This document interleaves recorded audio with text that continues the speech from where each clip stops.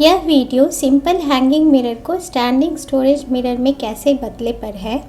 अगर furniture multipurpose हो जाए तो उसकी उपयोगिता बढ़ जाती है। नमस्कार, मैं आरती अपने channel Aarti's world of decor and design में आपका स्वागत करती हूँ।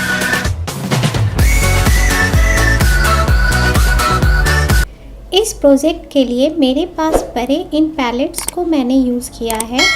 ये पैलेट्स हाउस शिफ्टिंग के समय बड़े सामानों के लिए यूज़ किया जाता है।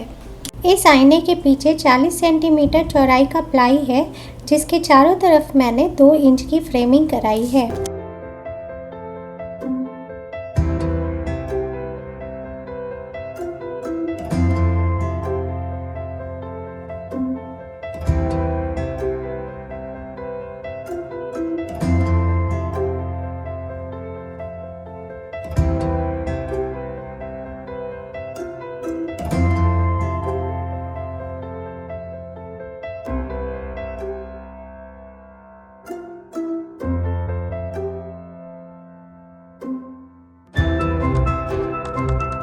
मिरर फ्रेम को ज़मीन से 4 इंच की हाइट दी गई है ताकि ज़मीन से मिरर सटी ना हो और सफाई में आसानी रहे।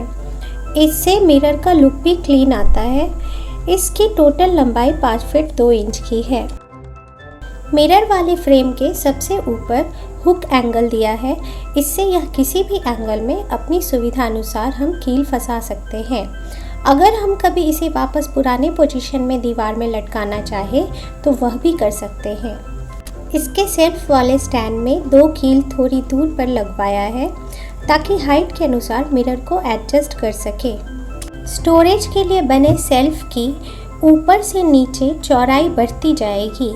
सबसे ऊपर के सेल्फ की चौड़ाई 4 इंच, उसके बाद 6.4 इंच, उसके बाद 8 इंच और सबसे नीचे के सेल्फ की चौड़ाई 10.5 इंच की है।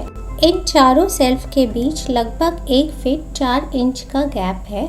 कहीं कहीं सुविधा के अनुसार इस गैप को कम या ज़्यादा भी किया गया है।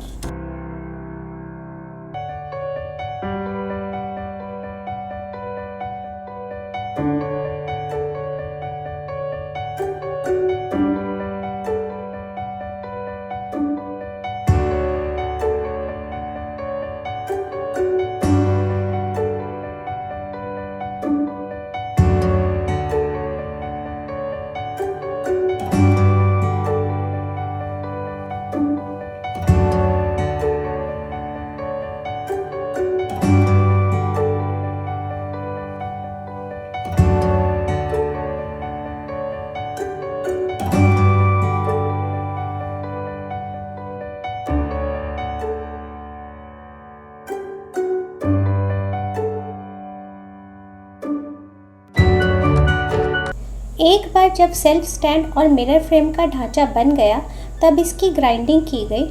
इससे पुरानी लकड़ी बिल्कुल नई जैसी लगने लगी।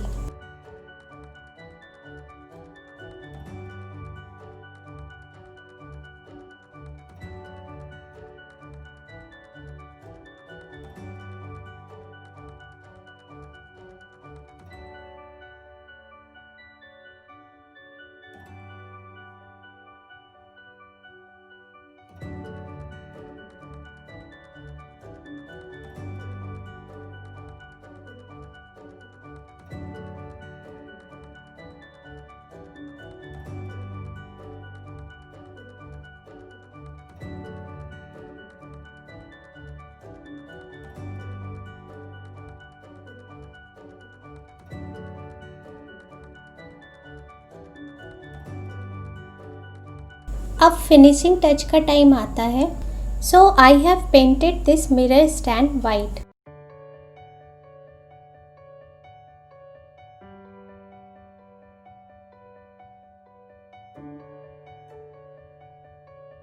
मिरर को फिक्स करने के बाद मैंने यह रियलाइज़ किया कि उसकी सेल्फ को एक्स्ट्रा सपोर्ट देना बेहतर होगा, जिससे इसकी मजबूती बढ़ जाए। इसलिए सारे सेल्फ के दोनों तरफ ब्रैकेट लगवाया, जिसे मैंने बाद में फिर पेंट कर दिया।